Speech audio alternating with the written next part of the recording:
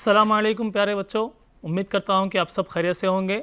मैं मोहम्मद सुहेब अहमद आज जमात पंजम के तलबा के लिए मज़मून रियाजी से एक बहुत ही दिलचस्प उन्वान को लेकर आपके सामने हाजिर हुआ हूँ और उम्मीद करता हूँ कि आप लोग भी इतनी ही दिलचस्पी के साथ सीखने के लिए तैयार हैं। बच्चों, आप लोग जमात चाहरुम में 1000 तक 2 और 3 हिस्सी आदात को पढ़ना, लिखना और तक़ाबुल करना सीखा है। तो आइए बच्चों, आज के इस क्लास में हम लोग 2 और 3 हिस्सी आदात से भी बड़े आदात 4 हिस्सी आदात को पढ़ने, लिखने और समझने की कोशिश करेंगे और उनका तक़ाबुल भी करेंगे। तो बच्चों, आइए आज की क्लास को शुरू करते हैं। आप लोग इस तस्वीर को गौर से देखिए। बच्चों, आप लोग तस्वीर में कौन सा खेल देख रहे हैं? जी हाँ, क्रिकेट देख रहे हैं, है ना बच्चों? बच्चों, अब आप लोग मुझे बताइए तस्वीर में क्या हो रहा है? गौर से मुशाहिदा कीजिए। जी हाँ बच्चों, तस्वीर में बॉलर ने बॉल डाली है और बैट्समैन ने उसे शॉट खेला है, लेकिन गेंद फील्डर के हाथ में जा पहुंची है ना बच्चों? और इधर ने बैट्समैन को आउट करार दे रहा है, बॉलर को विकेट हासिल हो रही है। तो आइए बच्चों, अब हम लोग दुनिया के मुख्तलिफ ममालिक से ताल्लुक़ रखने वाले मशहूर खिलाड़ियों के नाम और उनके हासिल किए गए विकेटों की तादाद को मालूम करते हैं और उनका एक दूसरे से तक़ाबुल भी करते हैं। आइए बच्चों, अब आप लोग इस जदवल को गौर से देखिए। बच्चों, स्क्रीन पर नज़र आने वाले जदवल का गौर से मुशाहिदा कीजिए। यहाँ पर गेंदबाज यानी बॉलर के नाम दिए गए हैं और वो लोग किस मुल्क से ताल्लुक़ रखते हैं उनका भी नाम दिया गया है। सितंबर 2012 तक बैनुल अक़वामी मुकाबलों में हासिल किए गए विकेटों की तादाद भी दी गई है। तो बच्चों, मुझे बताइए जदवल में किस बॉलर ने सबसे ज़्यादा विकेटें हासिल किए हैं? देखिए बच्चों, गौर से देखिए। जी हाँ, आप लोगों ने बिल्कुल सही जवाब दिया। मुरलीधरन ने सबसे ज़्यादा विकेटें हासिल किए हैं, है ना बच्चों, जो 1347 है। बच्चों, अब मुझे बताइए अनिल कुंबले ने कपिल देव से कितने विकेटें ज़्यादा हासिल किए हैं? बच्चों, अब आप लोग सबसे पहले अनिल कुंबले के हासिल किए गए विकेटों की तादाद पर गौर करिए। जी हाँ, पढ़िए उस अदद को, 956। अब आप लोग कपिल देव के हासिल किए गए विकेटों की तादाद को देखिए, पढ़िए उस अदद को। जी हाँ, 687। अब हमें क्या करना चाहिए बच्चों? अनिल कुंबले ने कपिल देव से कितने विकेटें ज़्यादा हासिल किए मालूम करने के लिए क्या इन 2 आदात को जमा किया जाए या तफरीक किया जाए? जी हाँ बच्चों, अब हम लोग इन 2 आदात का तफर्रुक करके देखते हैं कि अनिल कुंबले ने कपिल देव से कितने विकेटें ज़्यादा हासिल किए। तो बच्चों, 956 बड़ा आदद है, इसलिए हम इसको पहले लिखते हैं, उसके बाद हम 687 को लिखते हैं। तो देखिए बच्चों, इकाई हिस्से पर 6 छोटा है और 7 बड़ा है, इसलिए हम 6 में से 7 को तफरीक नहीं कर सकते, हम बाजू से एक दहाई को लेंगे। इस तरह अब 6 16 हो चुका है। बच्चों, 16 में से 7 को तफरीक करिए, क्या हासिल हो रहा है देखिए और मुझे बताइए। शाबाश बच्चों, आप लोगों ने बिल्कुल सही किया। 16 में से 7 को निकालने से हमें 9 हासिल हो रहा है। अब देखिए बच्चों, अदद दहाई के मुकाम पर देखिए, अदद 5 अब 4 हो चुका है ना बच्चों, क्योंकि एक दहाई हम उधर दे चुके हैं। तो अदद 4 में से 8 को निकालना मुश्किल है, क्योंकि 4 छोटा है 8 बड़ा है, इसलिए हम बाजू से देंगे। तो अदद 4 अब क्या हो गया बच्चों? शाबाश बच्चों, आप लोगों ने बिल्कुल सही कहा। अदद 4 अब 14 हो चुका है। अब 14 में से 8 को तफरीक करिए और बताइए मुझे क्या हासिल हुआ? जी हाँ, हमें 6 हासिल हुआ। अब देखिए बच्चों, सैकड़े के हिस्से पर देखिए, 9 जाके अब वो क्या हो चुका है? 8 हो चुका है। अब 8 में से 6 को तफरीक करिए, क्या हासिल हुआ? 2। इस तरह अनिल कुंबले ने कपिल देव से 269 विकेटें ज़्यादा हासिल की हैं, है ना बच्चों? अब आप लोग मुझे तफरीक करके बताइए, कपिल देव ने कोटनी वाश से कितने विकेटें ज़्यादा हासिल की? बच्चों, कपिल देव के हासिल करदा विकेटों की तादाद 687 है। कोटनी वाश की हासिल किए गए विकेटों की तादाद देखिए 519। अब आप लोग 687 में से 519 को तफरीक करिए और हासिल होने वाले अदद को मुझे बताइए। जी हाँ बच्चों, आप लोगों ने बिल्कुल सही किया। कपिल देव ने कोटनी वाश से 168 विकेटें ज़्यादा हासिल की हैं। अब जदवल का फिर से एक बार आप लोग मुशाहिदा कीजिए और हासिल किए गए विकेटों की तादाद का अंदाज़ा लगाकर मुझे बताइए कि मुरलीधरन ने कोटनी वाश से तकरीबन कितने विकेटें ज़्यादा हासिल किए। आइए जदवल को देखते हैं।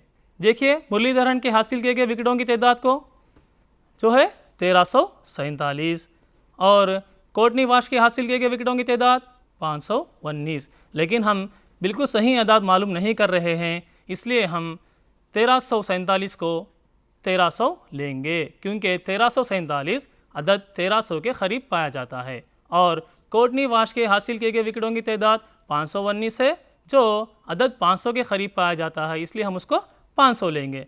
इस तरह आप लोग बताइए बच्चों, 1300 में से 500 को निकालने पर हमें क्या हासिल होगा, अंदाज़ा लगाइए। जी हाँ, आप लोगों ने बिल्कुल सही कहा। 1300 में से 500 को तफरीक करने से हमें 800 हासिल होता है। अब आप लोग मुझे बताइए, मुरलीधरन ने कपिल देव से तकरीबन कितने विकेटें ज़्यादा हासिल की। बच्चों, मुरलीधरन के हासिल किए गए विकेटों को हम क्या ले रहे हैं बच्चों, 1300 ले रहे हैं। अब आप लोग कपिल देव के हासिल करदा विकेटों की तादाद को गौर करिए, जो 687 है। 687 600 के करीब है या 700 के करीब है?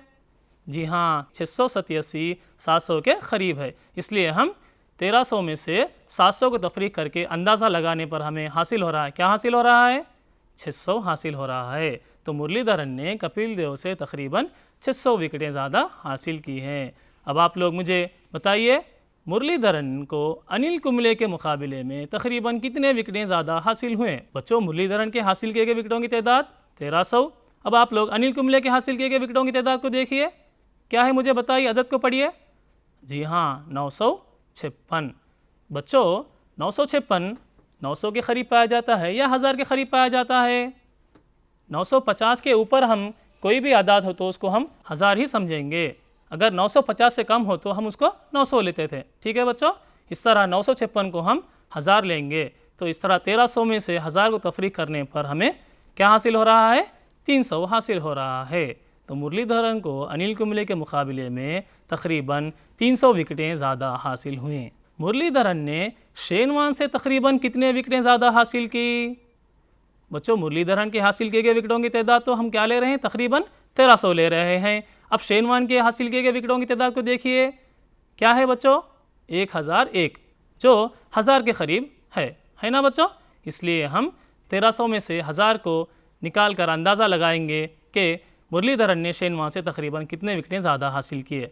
देखिए बच्चों, 1300 में से 1000 को निकालने पर हमें क्या हासिल हो रहा है, 300 हासिल हो रहा है। इसलिए मुरलीधरन ने शेन वॉर्न से भी तकरीबन 300 विकेटें ज़्यादा हासिल की हैं। तो बच्चों, आप लोगों ने जदवल में देखकर किस तरह बिल्कुल सही तादाद मालूम करना और किस तरह अंदाज़ा लगाकर मालूम करना आप लोगों ने सीखा है। तो बच्चों, आइए अब हम एक और तस्वीर को देखते हैं। बच्चों, ये है रघु की होलसेल दुकान। यहाँ पर मुख्तलिफ अनाज और दालों का ज़ख़ीरा कर रखा है ना बच्चों। देखिए, थैलों को एक के ऊपर एक जमाया गया है ताकि हम उसको आसानी से गिनती करके मालूम कर सकेंगे कौन सा अनाज कितने किलो है ना बच्चों। देखिए, यहाँ पर मुख्तलिफ अनाज और दालों के नाम थैलों के नीचे दिए गए हैं, आप लोग उन्हें पढ़िए। चावल, दाल चना, मूंग की दाल, तूर की दाल, दाल मसूर, शक्कर, गेहूँ, मकई, गेहूँ का रवा, कुल्थी की दाल। बच्चों, आप लोग तस्वीर में देखिए और मुझे बताइए हर थैले का वज़न कितने किलोग्राम दिया गया है। देखिए बच्चों तस्वीर में, जी हाँ, हर थैले का वज़न 100 किलोग्राम दिया गया है। इस तरह अब आप लोग मुझे बताइए, रघु की दुकान में शक्कर के कितने थैले हैं और दुकान में कितनी किलो शक्कर मौजूद है। बच्चों, शक्कर के थैलों की गिनती करिए। जी हाँ, शक्कर के 8 थैले मौजूद है और दुकान में कितनी किलो शक्कर मौजूद है ये मालूम करने के लिए अब हम थैलों की गिनती करते हैं। गिनिए बच्चों, 100 kilogram, 200 kilogram, 300 kilogram, 400 kilogram, 500, 600, 700, 800 kilogram. इस तरह दुकान में 800 किलोग्राम शक्कर मौजूद है ना बच्चों। बच्चों, आप लोगों ने देखा दुकान में कितने किलो शक्कर मौजूद है मालूम करने के लिए हमने थैलों को कई बार गिना है ना बच्चों। इस तरह कई बार गिनने से हमें लंबा वक्त लग रहा है। अब हम मुख्तसर वक्त में किस तरह जवाब हासिल कर सकते हैं देखेंगे। आप लोग स्क्रीन पर देखिए बच्चों मुझे बताइए हर थैले का वज़न कितना है, 100 किलोग्राम है ना बच्चों। और शक्कर के कुल कितने थैले दुकान में मौजूद है, 8 थैले। इस तरह हम 100 और 8 को ज़रब देंगे। ठीक है बच्चों, देखिए अब आप लोग मुझे बताइए 8 ज़रब 0 8 ज़रब 0 8 एकम 8। इस तरह हमें 800 हासिल होता है। अब आप लोग मुझे बताइए दुकान में तूर की दाल कितने किलोग्राम है।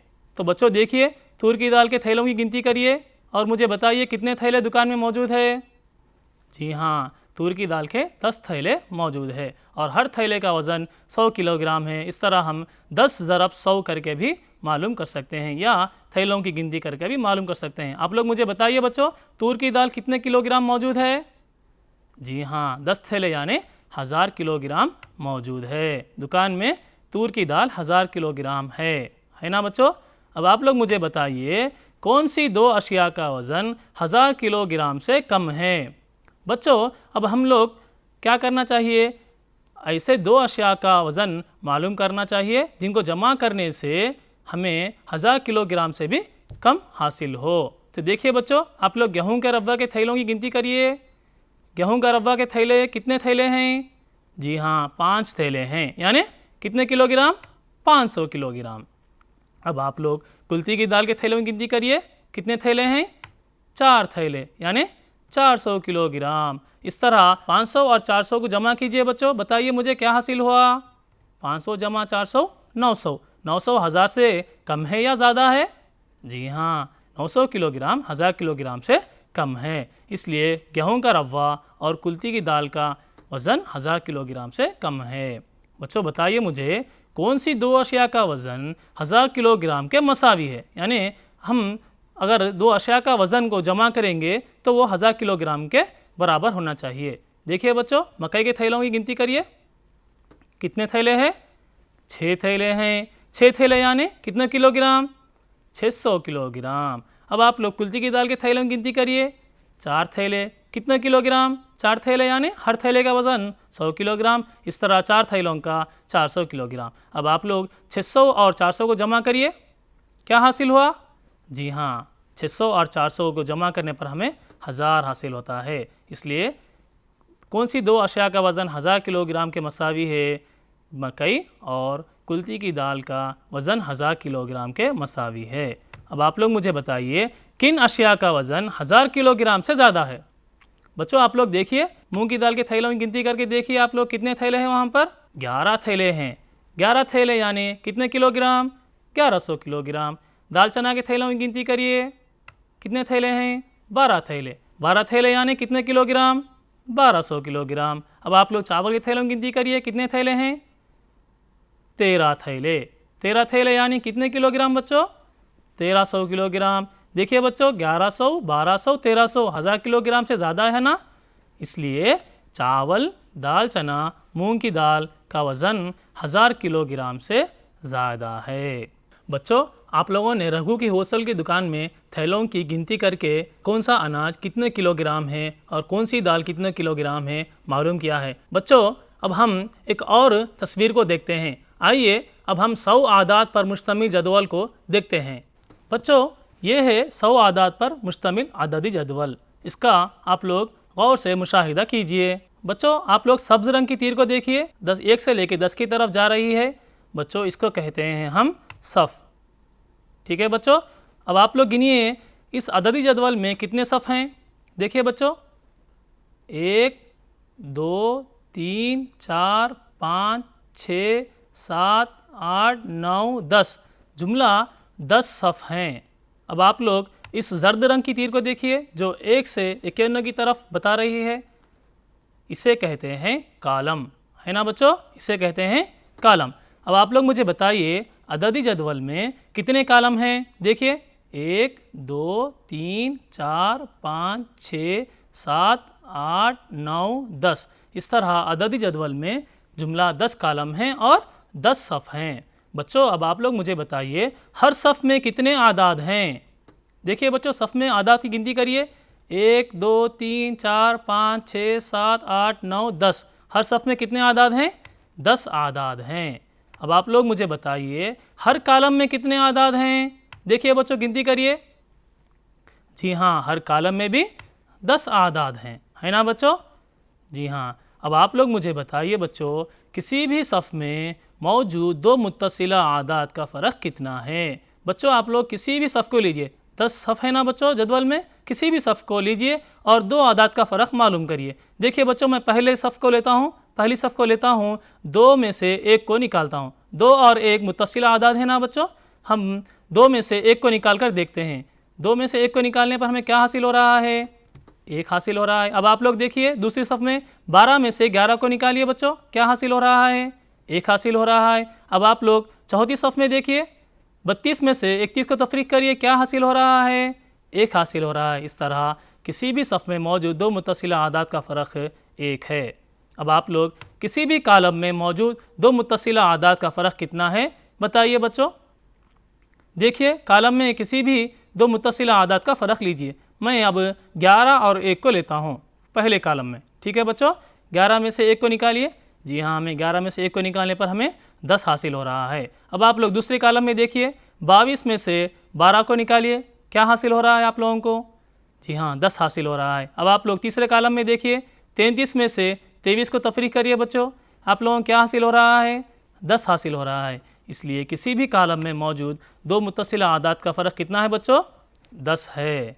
आइए बच्चों, अब हम अददी जदवल में किए गए सायेदार हिस्से को देखते हैं। यह है अददी जदवल में किया गया सायेदार हिस्सा। आप लोग देखिए, जिसका मरकज़ी अदद यानी दरमियान में जो अदद दिया गया है वो 54 है। अब हम 54 के अतराफ़ के आदाद का 54 से क्या ताल्लुक़ है देखेंगे।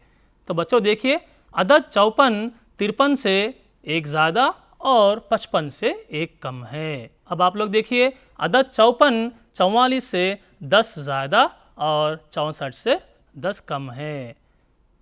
आप लोग मुझे बताइए बच्चों, अदद 54 43 से कितना ज़्यादा है? जी हाँ, 43 से 11 ज़्यादा और 65 से कितना कम है बच्चों? 65 से 11 कम। अदद 54 43 से 11 ज़्यादा है और 65 से 11 कम है। आप लोग मुझे बताइए, अदद 54 45 से कितना ज़्यादा है? देखिए बच्चों, स्क्रीन पर देखिए आप लोग, अदद 54 45 से कितना ज़्यादा है? जी हाँ, अदद 54 45 से 9 ज़्यादा है और 63 से कितना कम है? हाँ, अदद 54 63 से 9 कम है।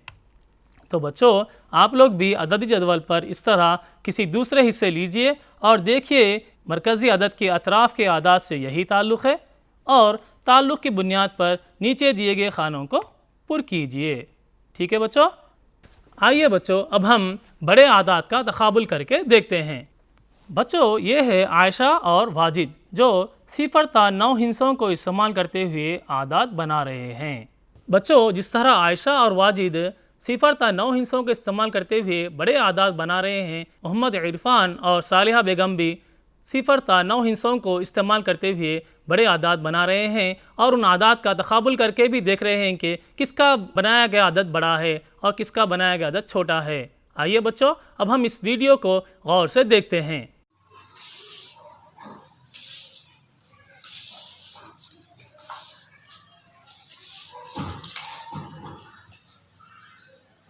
मैंने इनसे 3, 1, 6 और 7 को इस्तेमाल करते हुए सबसे बड़ा आदद तैयार किया है। नहीं, मैंने इन्हीं आदत के जरिए तुम्हारे से बड़ा आदत तैयार किया है। तुम्हें कैसे पता कि मेरे आदत से तुम्हारा आदत बड़ा है?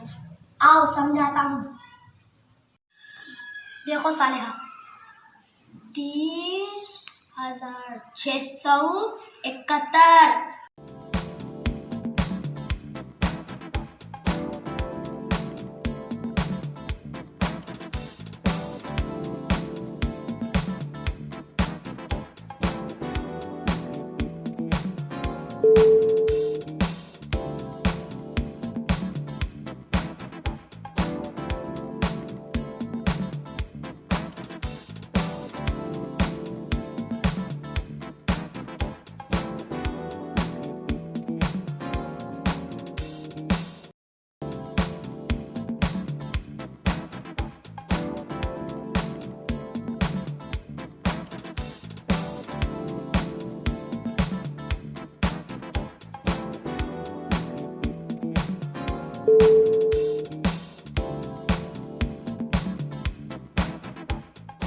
देखो, मेरे अदद में 1000 के मुकाम पर 3 है और तुम्हारे अदद पर 1000 के मुकाम पर 3 ही है, पर मेरे अदद में सैकड़े के मुकाम पर 6 है, तुम्हारे अदद में सैकड़े मुकाम पर एक है, इसलिए तुम्हारा आदत छोटा है, मेरा आदत बड़ा है।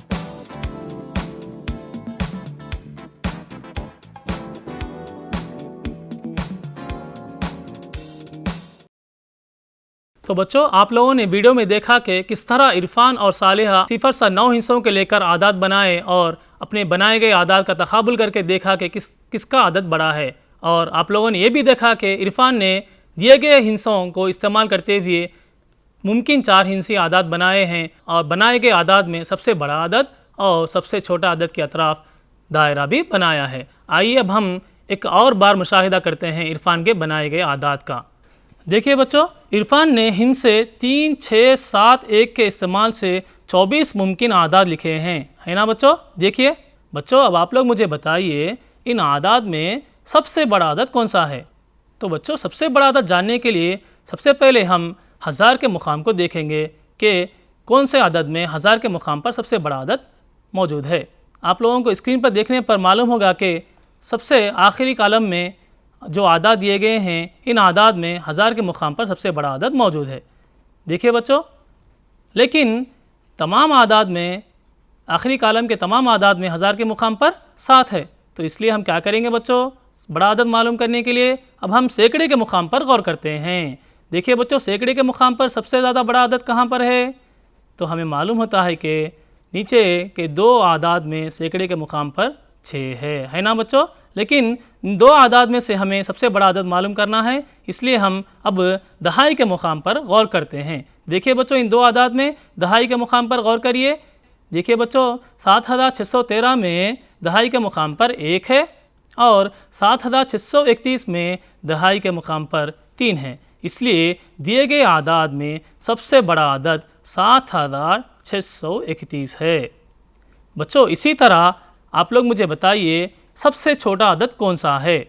देखिए बच्चों, इन आदात में सबसे छोटा आदत कहाँ पर है। 1000 के मुकाम पर, 1000 के मुकाम पर तमाम आदात में 1 है, लेकिन हमें सबसे छोटा आदत मालूम करना है, इसलिए अब हम सैकड़े के मुकाम पर गौर करते हैं। देखिए बच्चों, सैकड़े के मुकाम पर सबसे छोटा हिस्सा कहाँ पर है।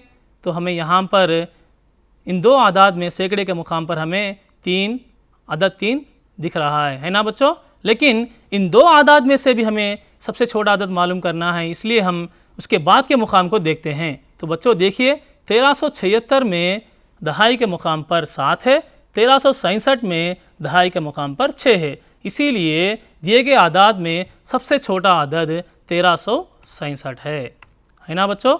तो आप लोगों ने देखा कि किस तरह दिए गए आदात में सबसे बड़ा और सबसे छोटा आदत मालूम किया जाता है। आइए बच्चों, मैं अब आप लोगों को हिंसी कदरों को इस्तेमाल करते हुए 4 हिंसी आदात की तौसीक शक्ल किस तरह लिखी जाती है बताता हूँ। आइए अब आप लोग स्क्रीन पर गौर से देखिए। बच्चों, स्क्रीन पर दिया गया आदत को पढ़िए। जी हाँ, 3666। 3666 को हम पहले अल्फाज में लिखते हैं 3666। ठीक है बच्चों, अब हम इसको तौसीक शक्ल में लिखते हैं। देखिए बच्चों, किस तरह लिखा जाता है। 3000 जमा 600 यानी 6 सैकड़े जमा 66 यानी 6 दहाइयाँ जमा 6 इकाइयाँ।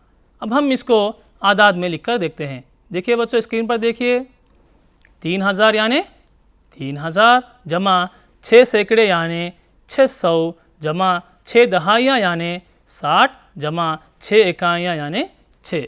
इस तरह हम दिए गए आदाद की तौसीक शक्ल लिखते हैं। अब आप लोग भी नीचे दिए गए जदवल में दिए गए आदाद का मुशाहिदा कीजिए और दिए गए खानों में उनकी तौसीक शक्ल लिखकर अपने असातिज़ा को बताइए। बच्चों, अब आप लोगों को दिए गए हिस्सों से किस तरह सबसे बड़ा 4 हिस्सी अदद और किस तरह सबसे छोटा 4 हिस्सी अदद बनाया जाता है बताता हूँ। अब आप लोग स्क्रीन पर गौर से देखिए। यहाँ पर देखिए बच्चों, सबसे पहले हिस्सों को देखते हैं जो 5, 1, 0, 9 है। अब हम इन हिस्सों से बनने वाला सबसे बड़ा 4 हिस्सी अदद लिखेंगे। तो बच्चों, सबसे बड़ा 4 हिस्सी अदद लिखने के लिए हमें चाहिए कि 1000 के मुकाम पर भी सबसे बड़ा अदद लिखेंगे। तो इन 4 हिस्सों में सबसे बड़ा अदद क्या है बच्चों?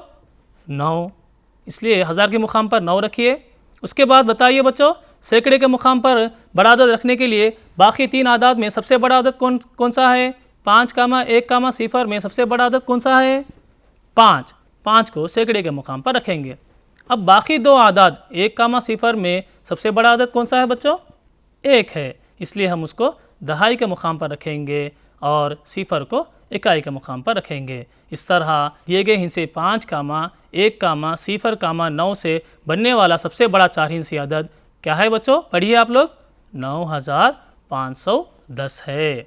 अब हम इन्हीं आदाद से बनने वाला सबसे छोटा 4 हिस्सी अदद लिखेंगे। आप लोग स्क्रीन पर गौर से देखिए बच्चों, जैसा हम सबसे बड़ा अदद लिखने के लिए हम दिए गए हिस्सों में सबसे बड़े अदद को 1000 के मुकाम पर रखा था, इसी तरह हम छोटा अदद लिखने के लिए भी हम सबसे छोटा अदद को हम 1000 के मुकाम पर रखेंगे। तो बच्चों, दिए गए हिस्सों में देखिए आप लोग, 5, 1, 0, 9 में सबसे छोटा अदद कौन सा है बच्चों?